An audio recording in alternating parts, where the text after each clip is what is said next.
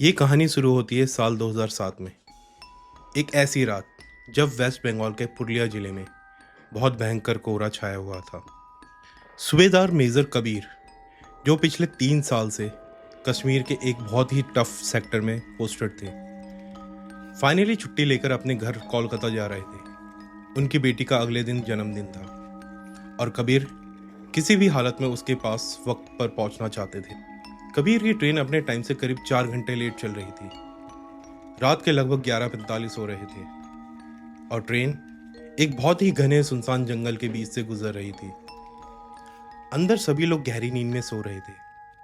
Army के background होने की वजह से कबीर की नींद कच्ची थी और जब ट्रेन अचानक एक झटके के साथ रुकी तो उनकी आंखें खुल गई। कबीर ने अपनी घड़ी में टाइम देखा। रात के ठीक 12:10 बज रहे थे। उन्होंने खिड़की से बाहर झांका तो कोहरे के बीच एक बहुत ही टूटा फूटा बंजर सा प्लेटफॉर्म नजर आया। वहां कोई लाइट नहीं थी, कोई स्टॉल नहीं था, कोई इंसान नहीं था। एक जंग खाए हुए बोर्ड पर लिखा था बेगुन कुदार। बेगुन कुदार दोस्तों, ये वही रेलवे स्टेशन है जिसे 1960 में एक खौफनाक आत्मा के डर से इंडियन रेलवेज ने 42 सालों के लिए बंद कर दिया था। लेकिन 2007 में इस स्टेशन के बंद होने के बावजूद इस फौजी के साथ वहां कुछ ऐसा हुआ जिसने उसकी रूह कपा दी। अब ये कहानी आगे बढ़ाने से पहले ऐसी ही और हॉरर और मिस्टीरियस वीडियोस देखने के लिए सब्सक्राइब कर दीजिए इस चैनल को। वापस चलते हैं उसी 12:10 की ट्रेन में। वो अपनी सीट से उठे और ट्रेन के ओपन डोर की तरफ गए। दरवाजे पर खड़े होकर उन्होंने बाहर अंधेरे में देखा। ठंड बहुत ज़्यादा थी। तभी उस मौत जैसे सन्नाटे को चीरते हुए उन्हें एक आवाज़ आई, पर यह किसी के रोने की आवाज़ नहीं थी। ये आवाज़ ऐसी थी जैसे कोई कच्चा मांस चबा रहा हो और उसके साथ ही भारी हड्डियां टूटने की आवाज़ आ रही थी। कबीर अलर्ट हो गए। उन्होंने अपनी heavy duty army flash light on की और उसकी बीम प्लेटफॉर्म के अंधेरे कोने में मारी। जो उन्होंने देखा उसने इस निडर फौजी के भी रोंगटे खड़े कर दिए। वहां ट्रैक के बिल्कुल पास एक औरत जैसे दिखने वाली चीज उकड़ू होकर बैठी थी। उसने एक सफेद मिट्टी और खून से सनी हुई साड़ी पहनी थी, लेकिन उसके बैठने का तरीका इंसानों जैसा नहीं था। उसके घुटने पीछे की तरफ मुड़े हुए थे, बिल्कुल किसी जानवर की तरह। कबीर ने चिल्लाकर पूछा, कौन है वहां? जैसे ही कबीर की आवाज उस तक पहुंची, उस चीज ने अपना सर घुमाया। पर दोस्तों, उसका सर नॉर्मल नहीं घुमा। उसका सर 180 डिग्री उल्टा घूम गया। उसकी आंखें बिल्कुल सफेद थी, उनमें कोई पुतली नहीं थी और उसका जबड़ा उसके चेहरे से लटका हुआ था, जैसे किसी ने उसको बुरी तरह कुचल दिया हो। तभी ट्रेन का हॉर्न बजा। ट्रेन अचानक आगे बढ़ने लगी। कबीर ने सोचा ट्रेन चल पड़ी है, जान बची। लेकिन तभी वो चीज खड़ी हुई। उसके दोनों हाथ उसके घुटनों से भी लंबे थे और जैसे ही ट्रेन ने स्पीड पकड़ी, वो चीज ट्रेन के पीछे नहीं भागी। वो हवा में उछली और ट्रेन की भारी दीवार पर छिपकली की तरह चिपक गई। कबीर ने जल्दी से लोहे का दरवाजा बंद किया और उसे लॉक कर दिया। वो भागकर अपनी सीट पर आए। ट्रेन अब 70-80 की स्पीड पर चल रही थी। कबीर को लगा अब वो सेफ है। लेकिन तभी उनकी सीट की खिड़की पर बाहर से किसी ने नॉक किया। टक टक टक। कबीर ने खिड़की की तरफ देखा। वो चीज चलती ट्रेन की भारी बॉडी पर किसी मकड़ी की तरह चिपकी हुई थी। उसके बड़े बड़े खून से भरे नाखून कांच को खरोच रहे थे। और तभी उस आत्मा ने कबीर के दिमाग के साथ खौफनाक खेल खेला। बाहर से उसकी आवाज आई, पर वो आवाज किसी भूत की नहीं थी।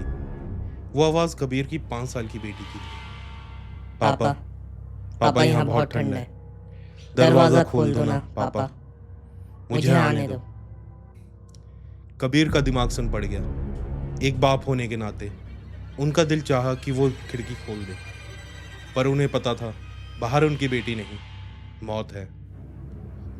उन्होंने कांपते हाथों से खिड़की के लोहे वाले शटर को नीचे गिरा दिया। शटर गिरते ही बोगी की सारी ट्यूब एक एक करके फूट गई। पूरी बोगी गुप्त अंधेरे में डूब गई। अचानक बोगी का टेम्परेचर माइनस में चला गया। कबीर की सांसों से भाप निकलने लगी और खिड़कियों पर बर्फ जमने लगी। अंदर सो रहे बाकी पैसेंजर को कुछ होश नहीं था। वो सब किसी अजीब सी हाइप्नोटिक नींद में थे। पूरी बोगी शांत थी। लेकिन तभी कबीर को एक बहुत गंदी सड़ी हुई लाश की बदबू आई और फिर उन्हें अपने ठीक ऊपर से छत से किसी के चलने की आवाज़ आई। कबीर ने धीरे से अपनी फ्लैशलाइट ऊपर की तरफ पॉइंट की। वो चीज़ अब बोगी के अंदर थी। वो छत पर उल्टा लटक कर किसी कीड़े की तरह रेंग रही थी, ठीक उन सोते हुए लोगों के ऊपर। उसके बाल नीचे की तरफ लटक रहे थे। उसके लटके हुए जबड़े से गंदा काला खून टपक रहा था, जो ठीक कबीर के जूतों पर गिर रहा था। कबीर फौजी थे। उन्होंने जंगें लड़ी थी। अगर सामने कोई इंसान होता तो वो नंगे हाथों उसकी जान ले लेता, पर इस चीज के सामने उसका सारा करज खत्म हो रहा था। जैसे ही फ्लैशलाइट की रोशनी उस पर पड़ी, उस चीज ने अपना सर झटके से कबीर की तरफ मोड़ा। उसने एक ऐसी चीख मारी जो दो आवाजों का मिक्सचर था, एक रोते हुए बच्चे की और एक गुस्से से भरे शैतान की। वो छत से सीधा कबीर के ऊपर कूदी। उसने कबीर को जमीन पर गिरा दिया। उसके बर्फ जैसे ठंडे काले हाथों ने कबीर का गला दबोच लिया। कबीर की गले की नसें फटने लगी। वो सांस नहीं ले पा रहा था। वो चीज अपना सड़ान मारता हुआ चेहरा कबीर के बिल्कुल करीब लाई, इतने करीब कि उसकी आंखों से निकलते हुए कीड़े कबीर को दिख रहे थे।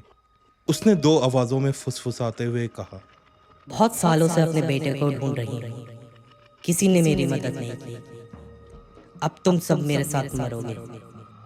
कबीर ने अपनी पूरी ताकत लगाकर उसकी छाती पर लात मारी, लेकिन वो चीज जैसे पत्थर की बनी थी। वो 1 इंच भी नहीं हिली। उसकी पकड़ गले पर और टाइट हो गई। कबीर की आंखों के सामने अंधेरा छाने लगा। उसकी आंखें बंद होने लगी और आखिरी चीज जो उसने देखी वो उस आत्मा का खौफनाक फटा हुआ चेहरा था, जो उसे देखकर हंस रहा था। कबीर वहीं बेहोश हो गया। जब कबीर को होश आया तो सुबह हो चुकी थी और ट्रेन पुरुलिया स्टेशन पर खड़ी थी। टीसी उन्हें उठा रहा था। कबीर का पूरा जिस्म ठंडा पड़ चुका था। जब उन्होंने शीशे में देखा तो उसके गले पर किसी के हाथों के निशान बने हुए थे। जब कबीर ने टीसी को बात बताई तो टीसी डर के मारे कांपने लगा। उसने धीरे से कहा, साहब आप बहुत लकी हैं जो फौज में हैं।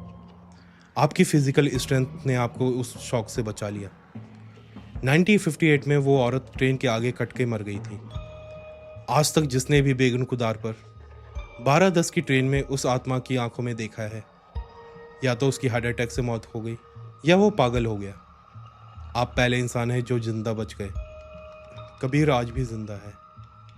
उन्होंने अपनी बेटी का जन्मदिन भी मनाया, लेकिन उन्होंने उस दिन के बाद कभी ट्रेन में रात को सफ़र नहीं किया। वो निशान उनके गले पर आज भी है। गाइस, साल 2009 में बेगुन कुदार स्टेशन भले ही खोल दिया गया हो, लेकिन आज भी वहाँ के लोकल्स 7 बजे के बाद स्टेशन के आसपास भी नहीं भटकते। बस इतना ध्यान रखना दोस्तों कि सफ़र में अगर रात के वक्त ट्रेन किसी सुनसान और टूटे फूटे स्टेशन पर रुके और बाहर से आपको किसी के रोने की आवाज़ आए, तो गलती से भी खिड़की का पर्दा हटाकर बाहर मत देखना, क्योंकि क्या पता पर्दे के उस पार कांच से चिपकी हुई कोई चीज़ आपको ही अंदर आने के लिए बुला रही हो।